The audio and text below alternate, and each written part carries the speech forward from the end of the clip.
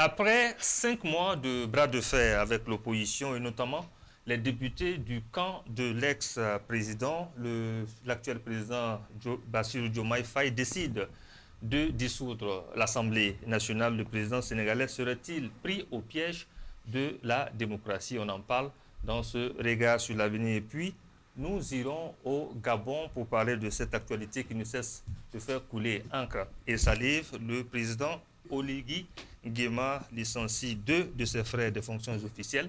Conflit de personnes ou lutte contre l'impunité. Analyse et réflexion dans quelques instants. 4 invités pour débattre donc de ces 2 actualités. D'abord, Alouna Traoré, il est militant de la Révolution d'août 1983. Bonjour, monsieur Traoré. Bonjour. Je salue tous les téléspectateurs et puis les copalénistes.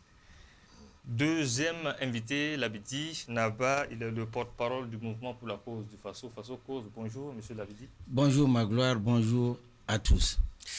Troisième invité, monsieur Tel Konaté. Monsieur Konaté, le secrétaire général du cadre 2 heures pour nous, 2 heures pour Kamita. Bonjour, monsieur Konaté. Bonjour, monsieur Davira. Bonjour à l'ensemble des téléspectateurs et à tous les panélistes ici présents. Quatrième et dernier invité, monsieur plutôt docteur Hyacinthe Ouedraogo. Il est le coordinateur adjoint du RISA, le Rassemblement des intelligences pour la souveraineté de l'Afrique. Bonjour, docteur. Oui, bonjour, monsieur Dabira, bonjour à tous. Le 17 juin prochain, le 17 novembre plutôt prochain, les Sénégalais iront aux élections législatives. C'est une décision du président sénégalais Bassirou Diomaye Faye, élu en mars dernier sur une promesse d'un changement profond.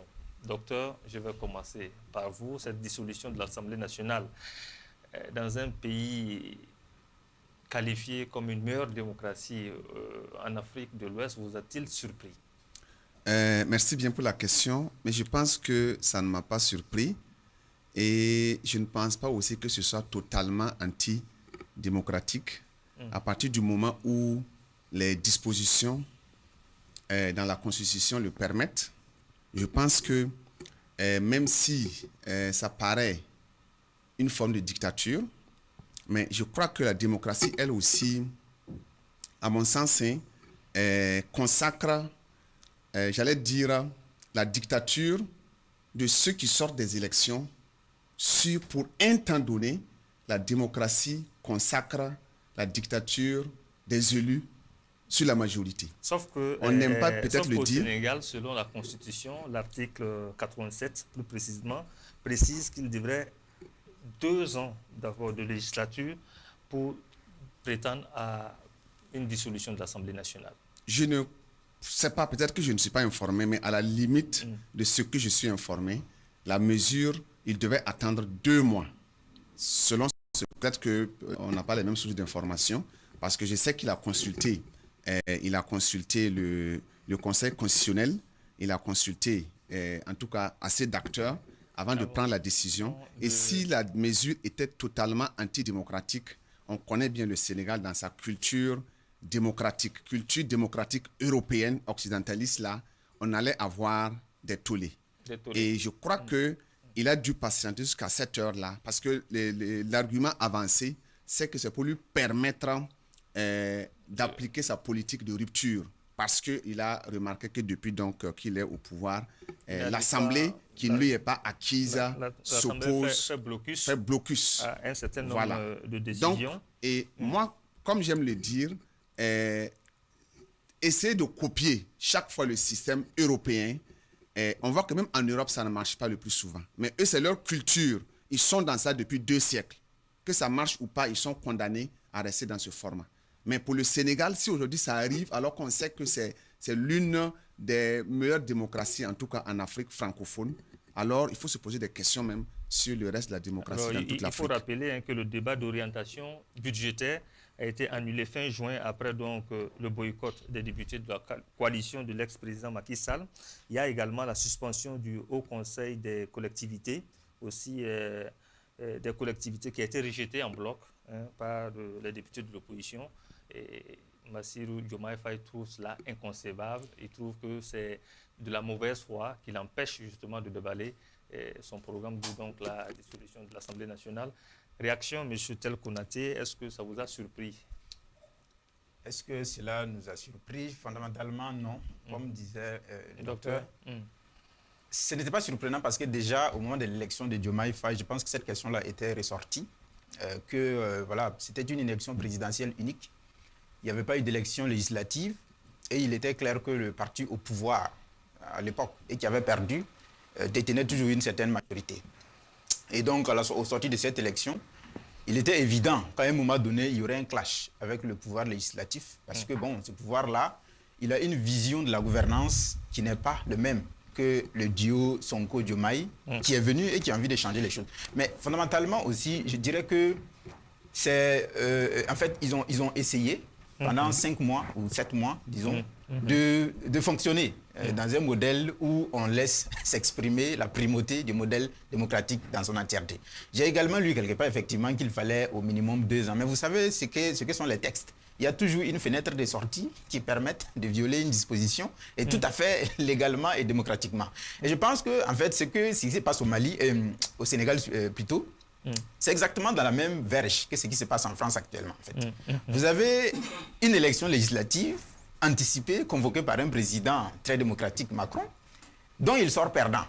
Et naturellement, il devait faire élire un président, en fait, un premier ministre, enfin nommer un premier ministre qui est issu de la coalition gagnante. Mais il a décidé, fortuitement, que non, on n'aurait pas de premier ministre issu de la coalition gagnante.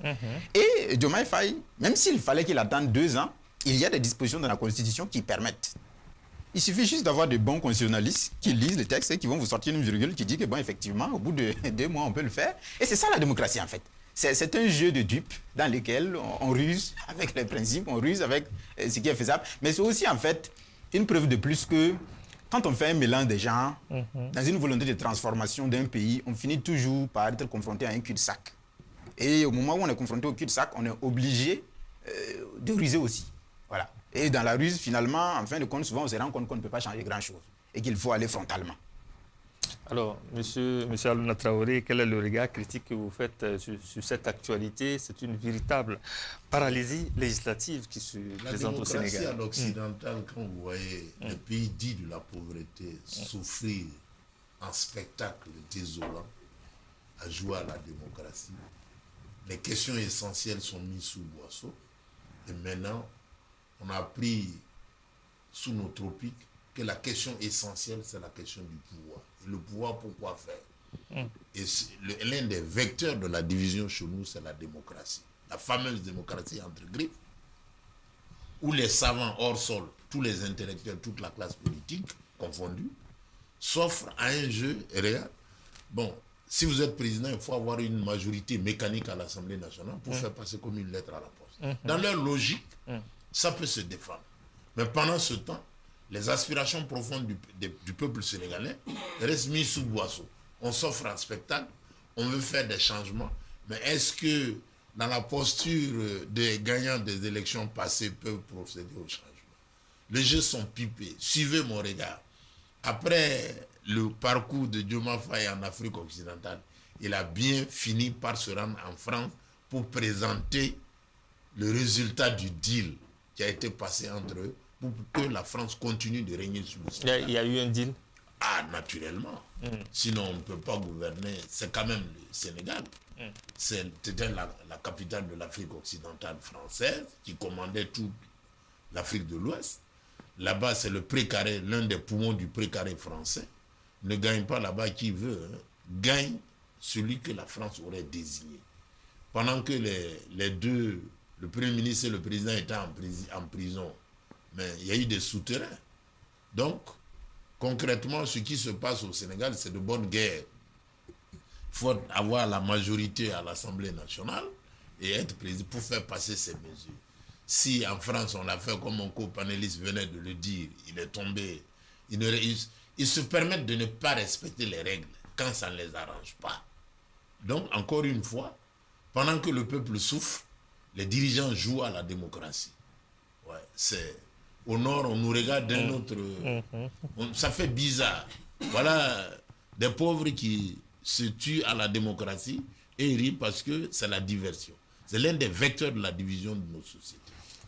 Labidi, je viens à vous pour votre regard critique. Alors, c'est une véritable paralysie législative. Le Sénégal, le président sénégalais accuse la majorité parlementaire de ramer à contre-courant de la volonté du peuple sénégalais. Un commentaire? Oui, tout à fait. Il faut dire que le président Diomaye Faye ici a joué sa survie. Comme vous le disiez, après le Haut Conseil des collectivités là, et puis le Conseil économique, social et environnemental qu'il voulait supprimer et que ça a été rejeté en bloc. Et suite à ça, l'Assemblée avait préparé cette motion de censure contre le gouvernement, qui aurait pour conséquence la démission du chef du gouvernement avec tous les ministres. Donc, face à cela, et eu égard que le président Diomaye Faye vient dans un contexte où il porte une vision avec son premier ministre, une vision telle que les discours nous le faisaient savoir, une vision panafricaniste, une vision de transformation, en tout cas institutionnelle, du Sénégal.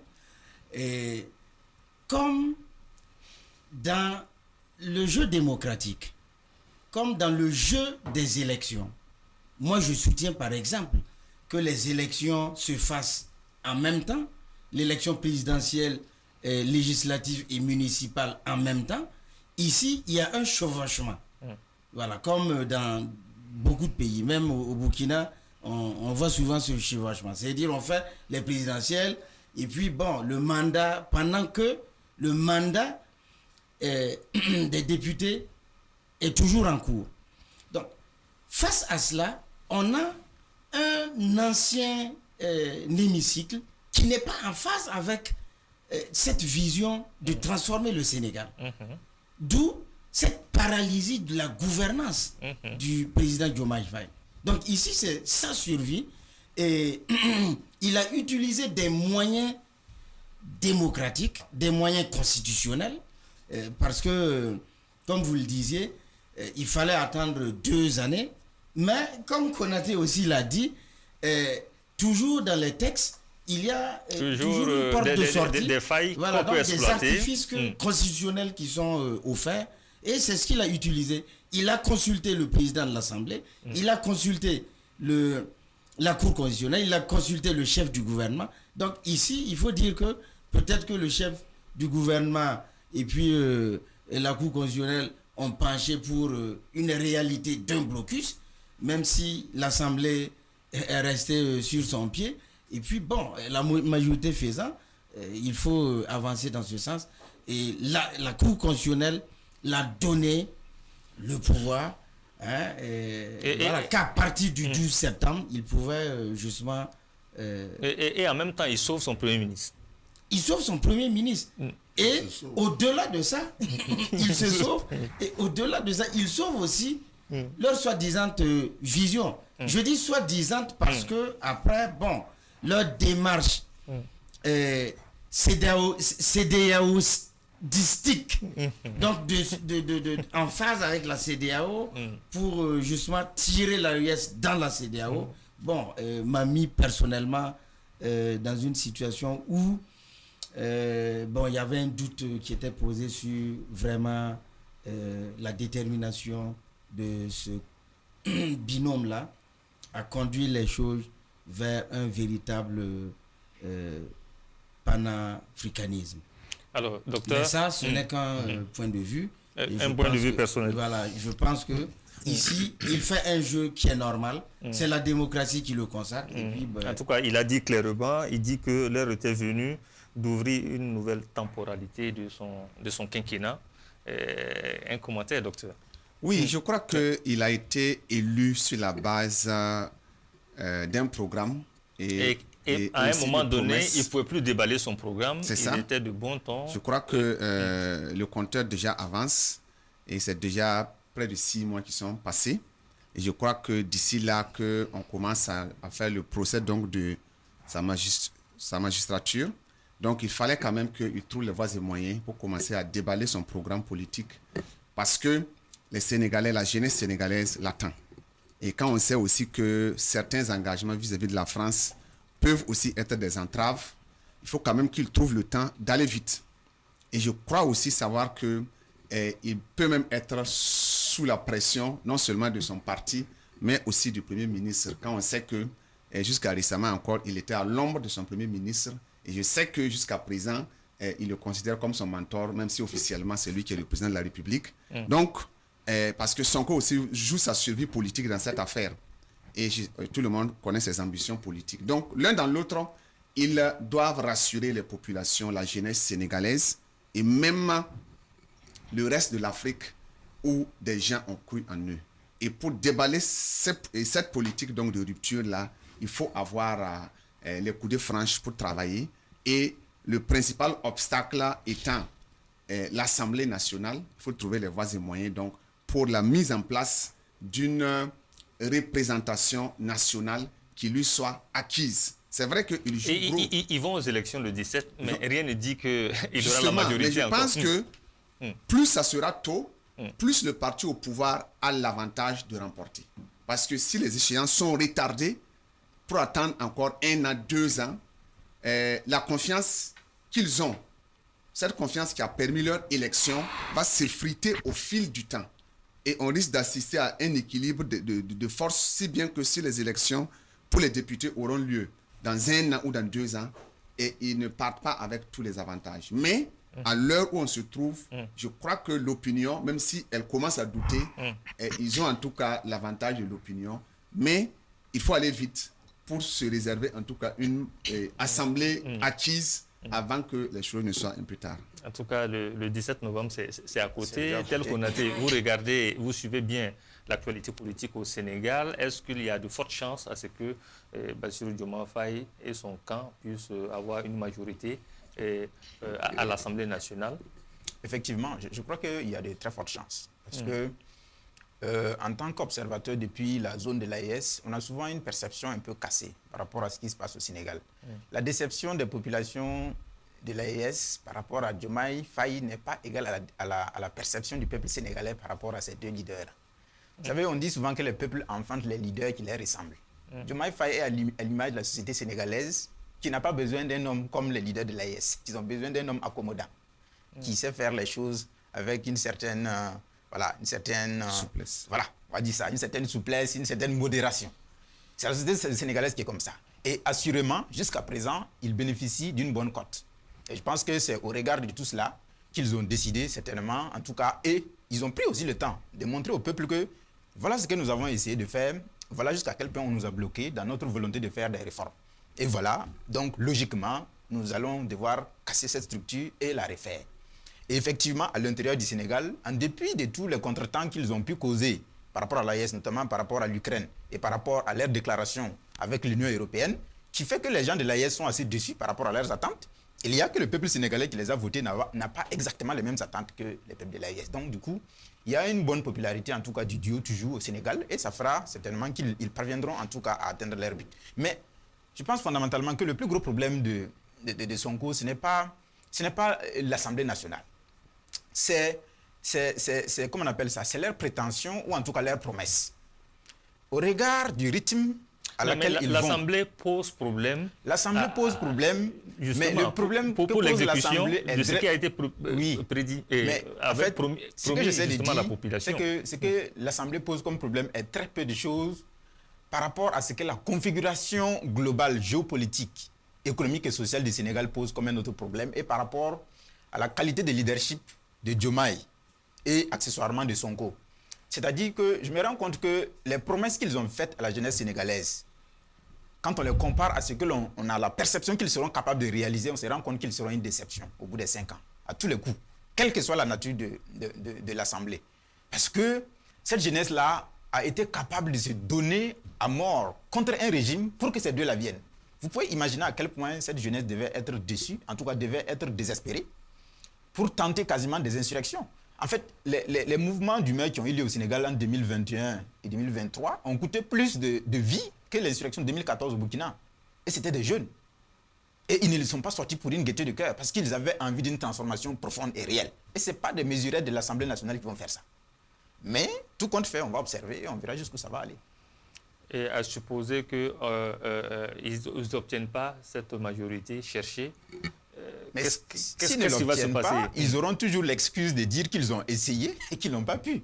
Mais même s'ils l'obtiennent, je dis, les perspectives de transformation profonde de l'État sénégalais, telles que les aspirations de la jeunesse sénégalaise l'ont réclamé, de par leur mouvement populaire, le résultat final ne sera pas à la hauteur. En tout cas, au vu de la tendance actuelle, ça ne sera pas à la hauteur.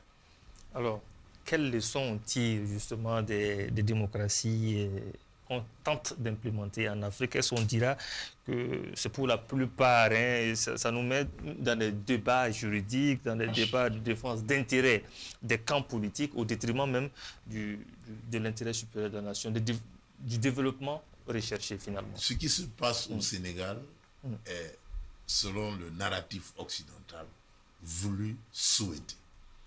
Diomaye Faye et Sonko jouent leur survie.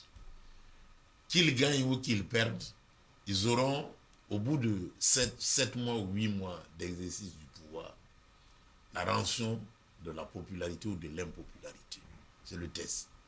Donc pour faire passer, quoi qu'on dise, le système là reste ce qu'il est. Il est argenté, avec beaucoup de monopoles et d'intervention des forces extérieures sur le Sénégal. Donc, le duo joue sa survie. Montrer, ils vont battre campagne, et pour gagner au Sénégal, vous conviendrez avec moi que la part réservée à l'argent déterminera de l'issue de ce vote. Mais Diomaye et Sonko ont intérêt à gagner ces élections législatives-là pour faire passer certaines réformes permises. Sinon, quant au fond, rien n'aura changé. Comme on dit souvent, à l'Ouest, rien de nouveau. Simplement parce qu'on dort sur la natte du voisin, on applique les principes recommandés par les institutions de Bretton où l'Occident collectif apprécie le spectacle au pays de la pauvreté qui joue à la démocratie. Donc, bonjour les divisions. Encore une fois, ces élections législatives vont diviser encore davantage le Sénégal, comme par le passé. Et puis, pendant que ce spectacle s'offre, les intérêts stratégiques du pays ou du Sénégal sont exploités à une vitesse que vous ne pouvez pas vous imaginer. Les entreprises occidentales se font la fête. Pendant que le peuple et les dirigeants jouent à la démocratie, les autres exploitent leur pays. C'est tout le mal du continent africain. Voilà. Le modèle démocratique serait-il inadapté au contexte africain ou qu'est-ce qu'on peut dire? Pendant que les dirigeants jouent à la démocratie, les puissances qui prévaricatrices ont bon droit au Sénégal de dérouler leur tapis d'exploitation et de faire fructifier les contrats léonais sur le pays. Et ça se passe vraiment en dehors de tout ce spectacle-là. Or, ils gagneraient à s'intéresser aux fondamentaux. Le peuple qui les a élus, encore une fois, on va vérifier si ce que Diomaye et Sonko, le bidon, ils vont se mesurer aux législatives, est-ce qu'ils pourront passer? Qu'ils passent ou qu'ils ne passent pas, en tout cas, l'Occident est entièrement responsable de ce qui se passe. Parce que on joue sur un terrain acquis.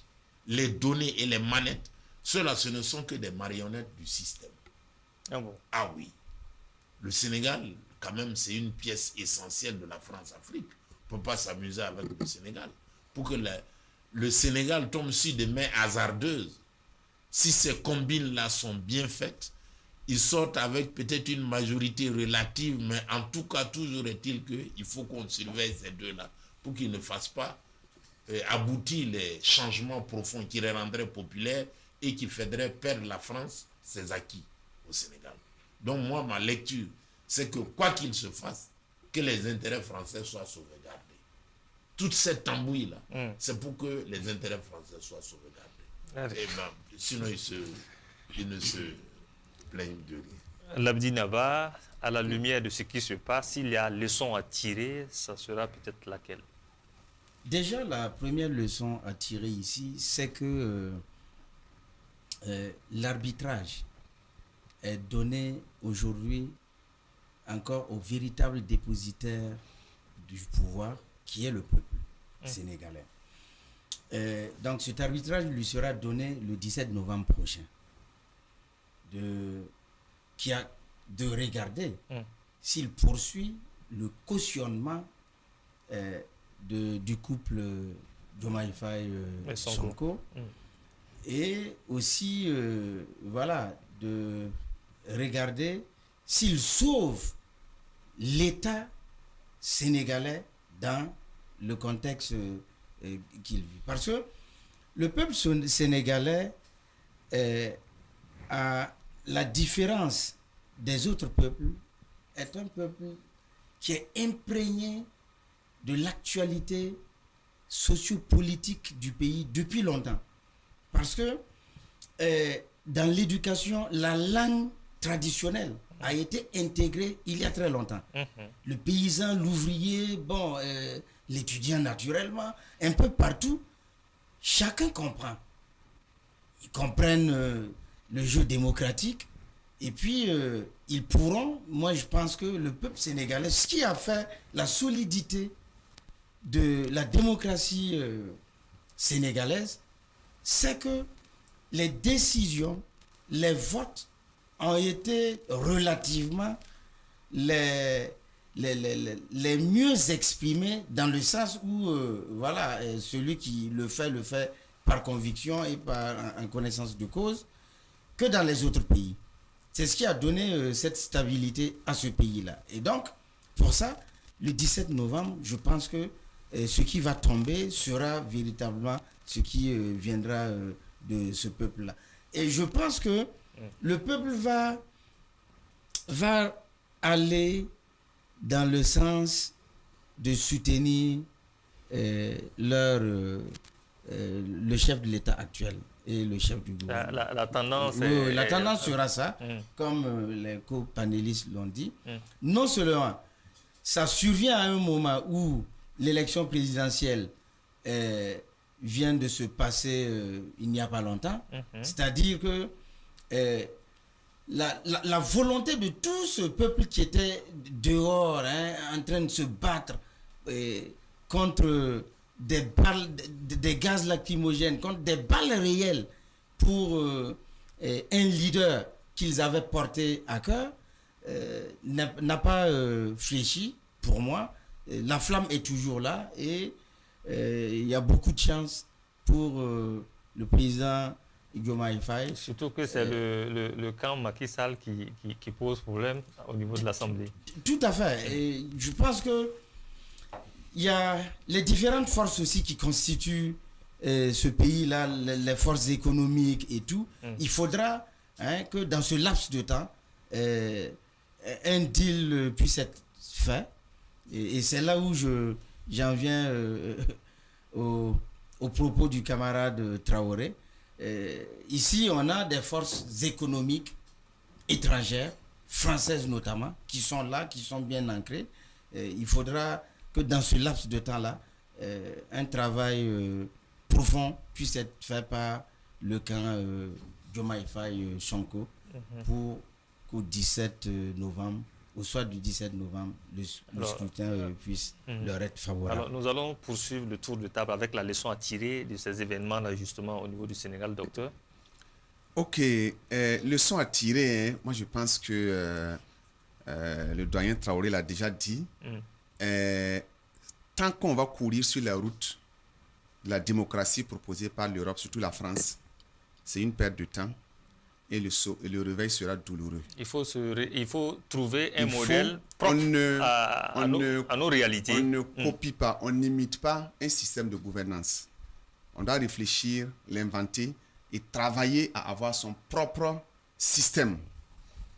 Comme je le disais au début, quand on pense que le Sénégal a de l'avance dans la démocratie européenne en Afrique et que ces problèmes sont encore là, on se demande si les autres pays vont imiter le Sénégal ou la France. À quand le développement?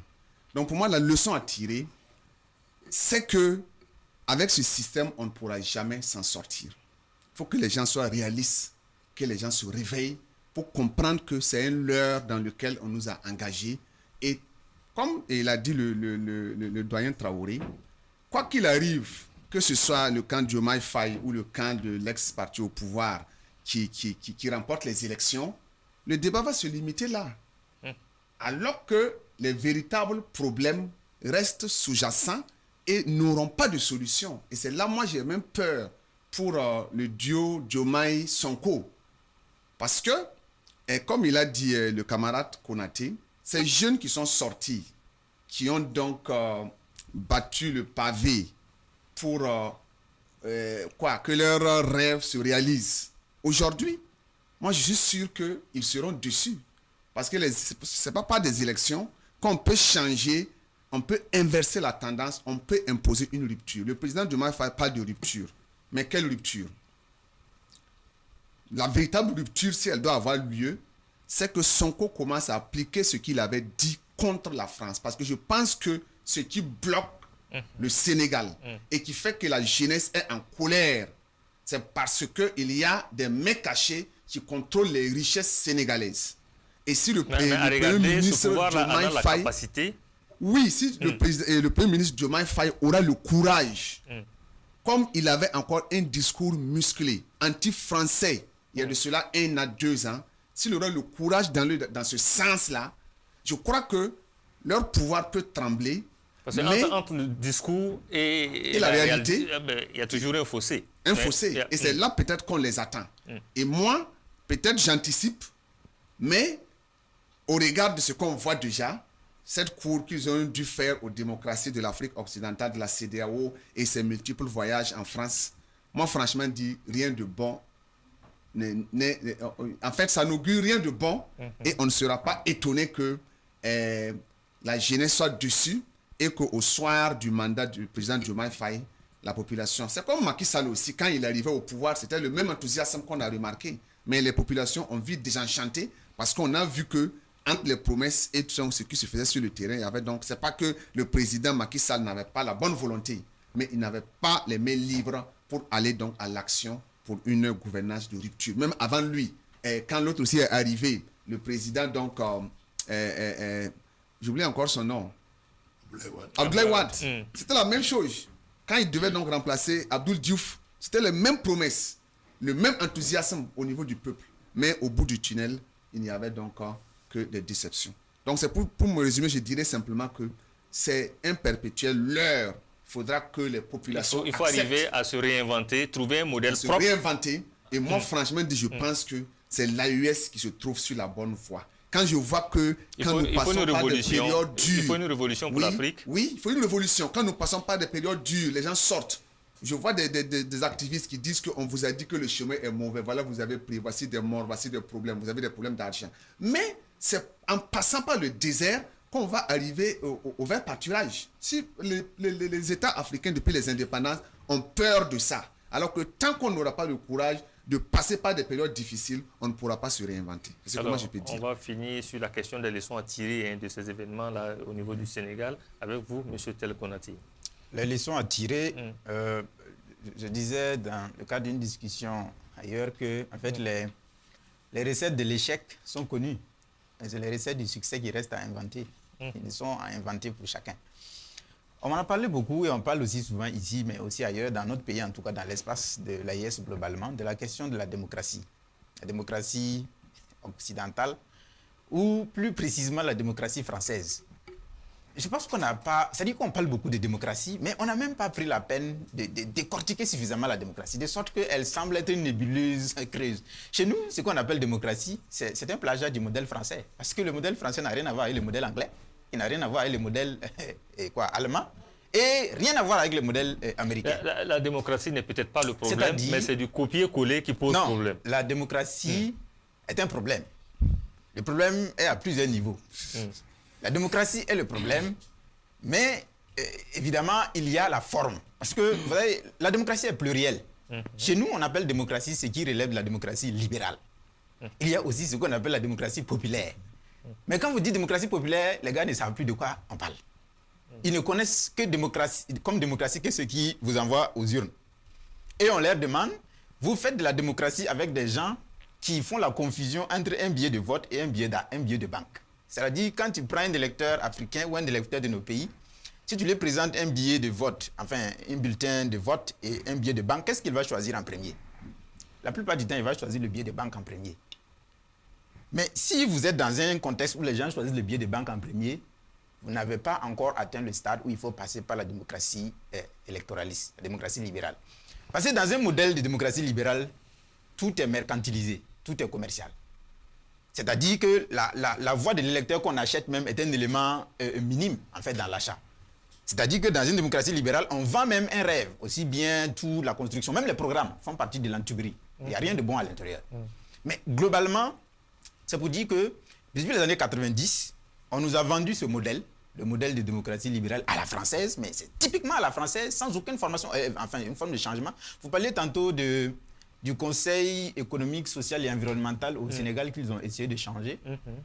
Nous appliquons une forme de démocratie institutionnelle dans laquelle on a pris trait pour trait les institutions du modèle démocratique français pour venir les plaquer. Mais de la façon la plus sorte possible.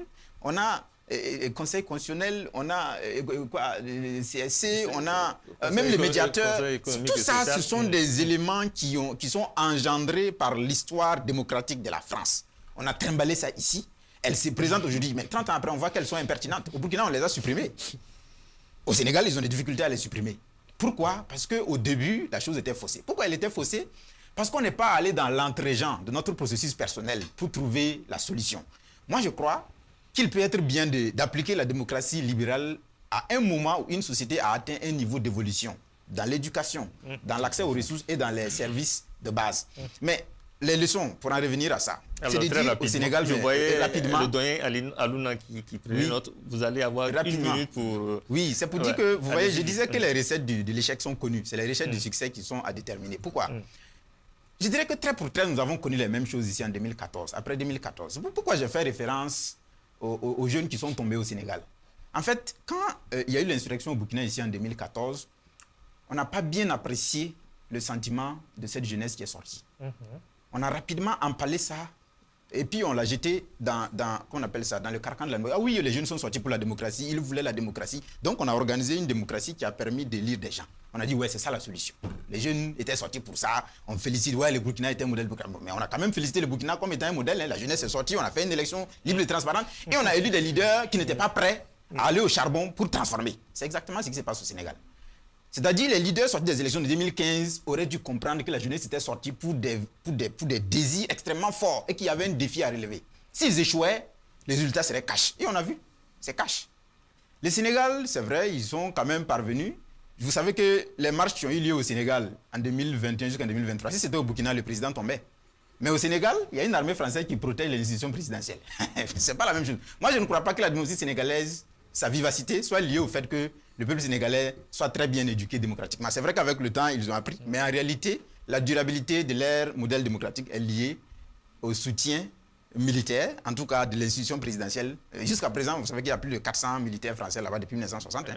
Voilà, bon. Alouna Traoré, pour clôturer en 2 mots ou 3 mots maximum. Le débat est très... Le débat au Sénégal est très politicien. Divisé pour régner. La formule n'a pas changé. Les Sénégalais, par cette démocratie à l'occidentale, regardez même la population du Sénégal et les votants. Nous en avons parlé la semaine dernière avec le cas de l'Algérie. Donc encore une fois, si vous suivez l'évolution du couple Diomaye-Sonko, ce qui a été décrit, ce qui a fait que tout le monde a adhéré, c'est la description du mal sénégalais. Les familles qui exploitent, prévaricatrices du Sénégal sont toujours aux affaires et ils ont de l'argent. Comme mon copanéliste le disait, quand l'argent parle, la démocratie à l'occidental passe les mains libres. Voilà, vous avez été succinct, voilà, qui est bon à prendre. Vous Oui, l'avez oui. dit en 2 mots également. Soyez succinct comme le doyen Alouna Traoré. Tout à fait. Je partage ce que les uns et les autres ont dit. Par rapport au modèle de démocratie, je devrais d'abord dire que la démocratie, hein, pour moi, c'est la forme la plus aboutie de choix des gouvernants dans le monde, hein, en tout cas dans l'histoire du monde qu'on a pu trouver. Sauf qu'en Afrique, il y a une escroquerie politique autour de la démocratie. Le camarade Konaté a développé un peu en long et en large sur la question. Il y a un préalable. Le préalable que nous devons bâtir, c'est d'avoir un peuple qui comprenne les enjeux démocratiques, qui savent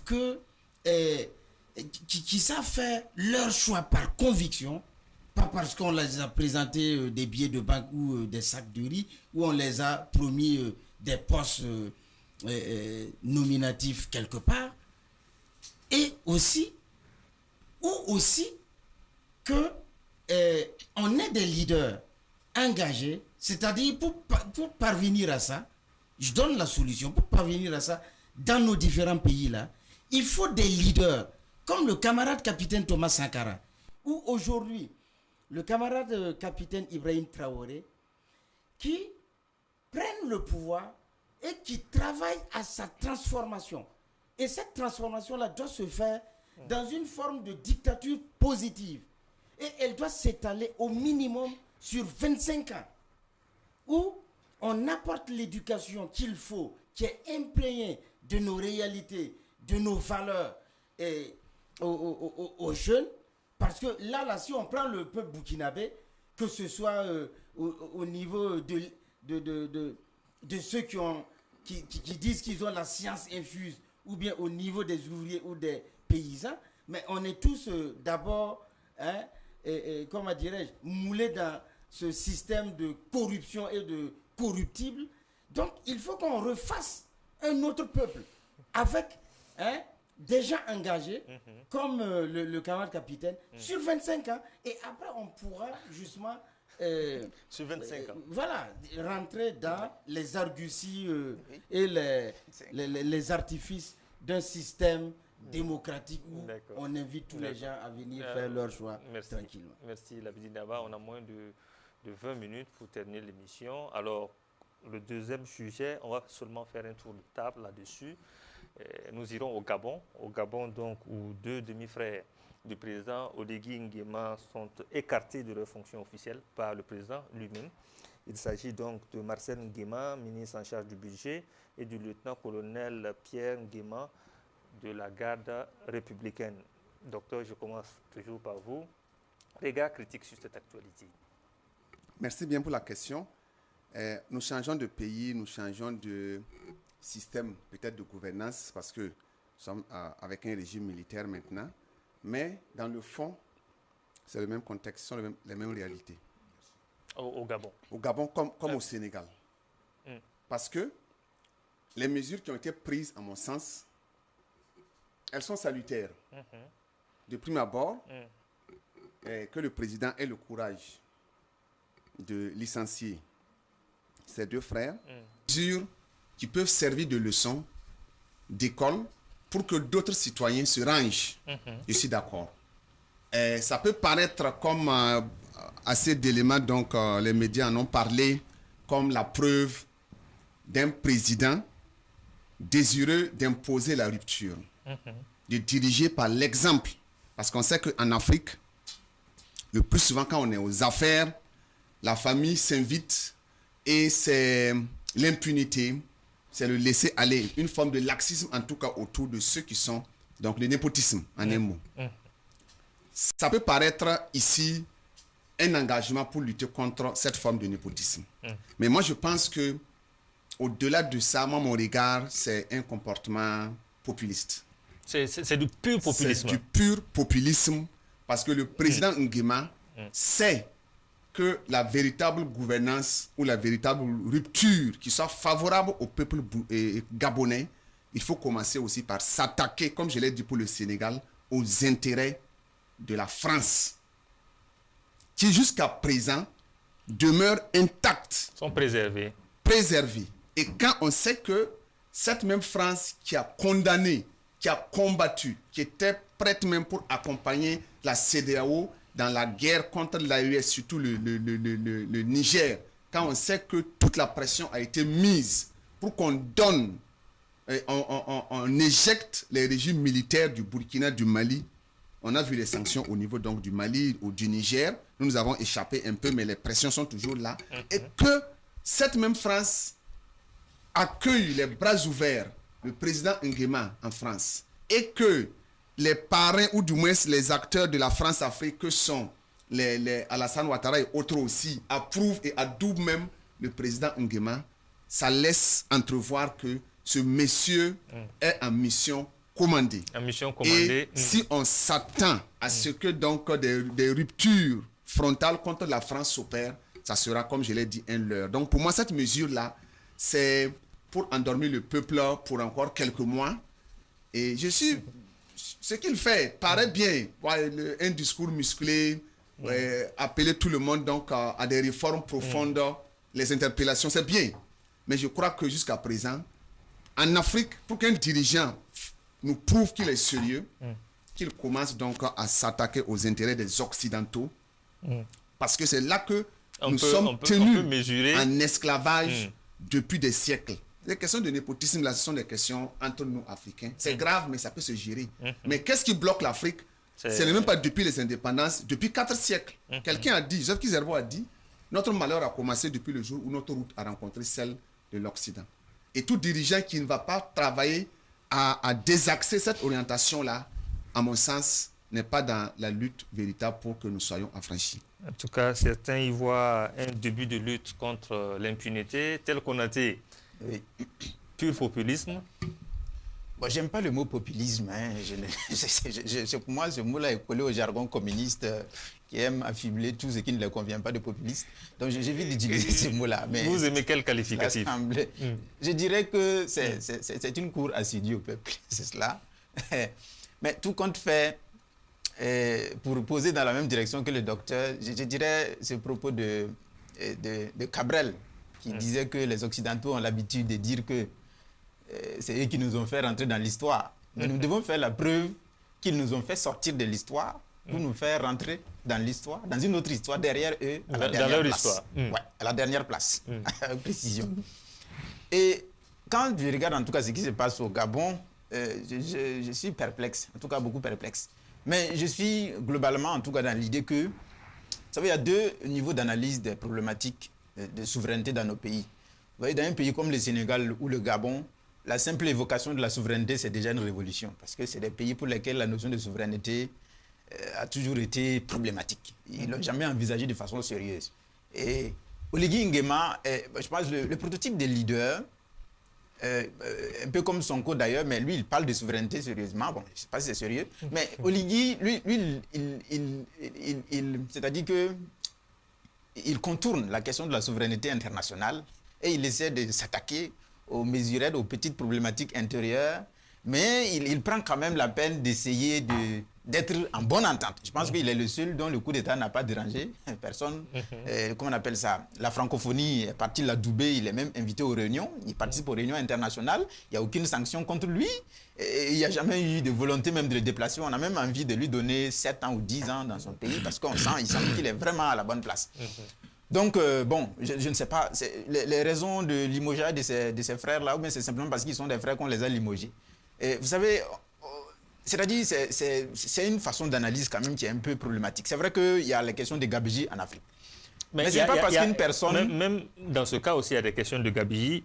Pour le cas Marcel Nguema, il semble, en tout cas les informations qu'on a eues, il a du relationnel conflictuel avec justement ses collaborateurs. Il parlait d'augmentation de primes à un moment donné et tout cela mis dans la balance a dû peser en sa défaveur. Mais tout compte fait, il est toujours important de regarder les compétences et les rendements des gens. Qu'il soit le père, le grand-père ou l'ennemi, s'il est compétent, il faut regarder cela. Si c'est uniquement le fait qu'il est le frère de monsieur Intel, qu'il a été enlevé, qu'il faut applaudir, je pense qu'on tourne en rond. On ne résout pas réellement le problème. C'est un peu comme la question de la démocratie qui nous empêche de voir la réalité du vrai problème. Lorsqu'on se bat pour savoir si tel régime est démocratique ou pas, on ne pose plus la question de savoir si ses performances économiques sont bonnes ou pas. On se demande seulement est-ce qu'il est démocratique ou pas. S'il est démocratique, alors il est bon. Est-ce qu'économiquement il s'en sort? Non. S'il est bon, alors démocratiquement, on dit qu'il est bon. Et c'est ça qui nous a conduit dans des crises interminables.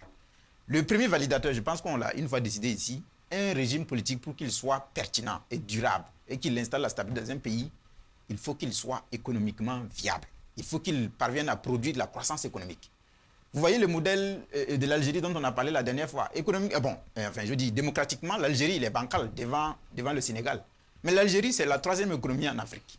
Donc, du coup, ils ont moins de crises politiques que le Sénégal, qui a un très bon modèle démocratique, mais qui économiquement ne s'en sort pas. Donc, c'est l'économie d'abord. Et après, bon, le reste vient. Alors, regard critique, Alouna Traoré, certains parlent de populisme. Ouais, je dirais, le même mot, c'est très populiste, même que c'est de la poudre aux yeux. Ah bon? C'est du perlimpinpin, c'est pipeau. Parce que, quoi qu'on dise, le mal qu'ait pu faire ces deux frères Nguema, c'est abyssal par rapport au mal quotidien que le capitalisme et l'impérialisme français exécutent chaque fois au Gabon pour que le peuple soit maintenu dans la misère. Ceux-là, l'exploitation au quotidien. On ne s'attaque pas à la source. Non. Ils sont à milieu de la vraie question. Mes copanélistes venaient de dire que le président gabonais a été adoubé, son coup d'État a été adoubé. C'est le coup d'État parfait à l'occidental, qui est conforme. Le peuple maintenu dans la misère et la précarité, et les puissances occidentales ont les intérêts soft. Donc, le président Nguema limoge ses frères pour faire la cour au peuple gabonais, c'est de bon droit, bonne guerre, mais encore une fois, il a tiré sur le mauvais cheval. Il faut aller au fond des choses, que les richesses du Gabon profitent aux Gabonais. Question essentielle. Le jour où ce monsieur-là s'en prendrait à ses intérêts, vous allez voir, le lendemain ne va pas le trouver. Quoi qu'on dise, il faut que le peuple se ressaisisse, que les frères Nguema partent ou qu'ils reviennent. Les intérêts français sont sauvegardés au Gabon. Donc vraiment ça ne fait ni froid ni chaud à l'exploitant. Encore une fois, si c'est des leçons de moralité, il avait fait peut-être confiance, je pense, comme mon co-panéliste a dit, ça l'aune des compétences. Ses frères Nguema ne sont pas parus du jour au lendemain, ce n'est pas la génération spontanée. Donc, qu'ils puissent justifier de leurs compétences pour occuper les postes qui leur ont été donnés. Mais encore une fois, la question de la gouvernance au Gabon pose, est-ce que les richesses du Gabon profitent aux Gabonais? Je réponds par la négative. Elles profitent plutôt aux puissances occidentales, toutes tendances confondues. Ils font main basse sur les richesses du Gabon avec la complicité des valets locaux. Et en l'occurrence, la classe dirigeante qui est domestiquée. Ils sont tous à l'occidental. Voilà. Donc, comme quoi, le régime gabonais convient à l'Occident collectif. C'est le bon régime. Très démocratique, même s'il est militaire. Et quand on fait l'affaire de l'Occident, il va sans dire qu'on ne fait pas forcément l'affaire du peuple africain. Alors, Lavie Naba, vous avez le dernier mot pour clôturer justement cette émission sur la question justement de l'éviction des deux frères du président au niveau donc... Oui, il faut dire que sur ce point-là, je suis parfaitement en phase avec mes trois co-panélistes. En ce que d'ailleurs le président Olivier, non Olegui Nguema. Ah oui, bon, il a un nom à consonance artistique là. Alors, il n'inspire personnellement, avec tout le respect que je lui dois, il ne m'inspire pas confiance. D'abord, oui, c'est un pur produit de cette politique exécrable et de docilité et avilissante vis-à-vis de la France. Depuis les années 60, voilà, c'est un pays qui s'est présenté profondément comme une véritable province de la France, et puis avec leur papa Bongo, qui était au service de la France-Afrique. Pour nous, et comme les autres l'ont dit, il avait d'abord pour mission, s'il voulait s'affranchir et affranchir véritablement son peuple, de couper ces liens-là.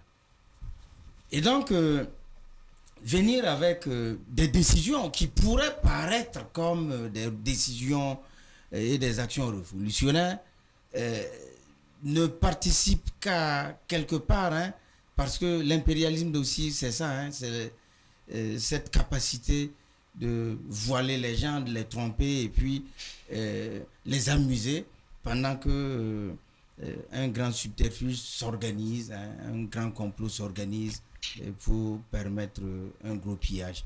Donc ici, on peut quand même lui faire un petit, une petite motion, hein,